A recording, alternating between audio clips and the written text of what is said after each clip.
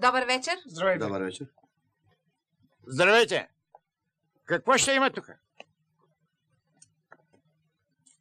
Другари, подали сте молба за издирването на, цитирам, Силвестър Христов Дочев, Манол Викторов Салабашев, Венцислав Дуков Модев.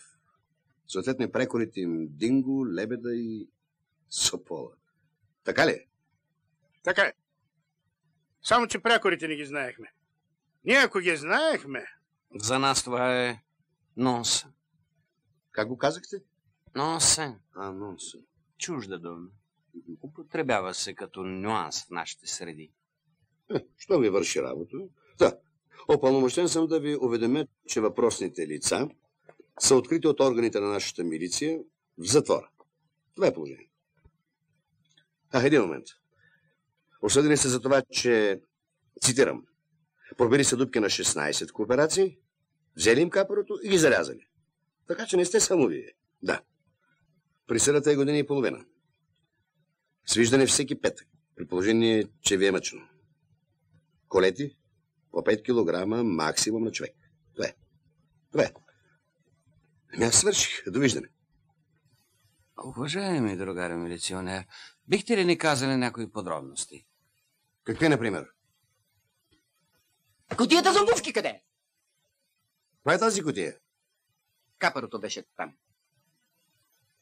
То може да е било така, но в съдебните протоколи пише, цитирам, по чистосърдечните признания на подсъдимите парите са похарчени по нощните заведения на Атина, Белград, Букурещ и Шумако. Други въпроси? Няма. Няма. А сега 2 думи за милицията. Докато се качвах, чух някои думички. Аз така, без злоба. Няма значение. На друг път си мерете думите, пък и делата. За съжаление, ние вече с нищо не можем да ви помогнем. Въпросът е вън от нашата компетенция. Друг път се обажите превантивно. Лека нощ. Лека нощ. Горече не можа да бъде.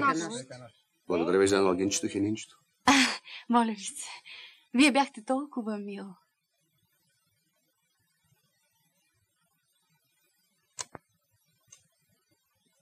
Той трябва да се линчува. Кой? Журналист.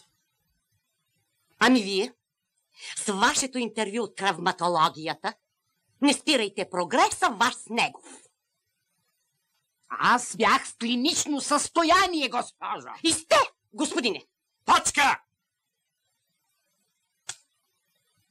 Тебеширения кръг се затвори, дами и господа.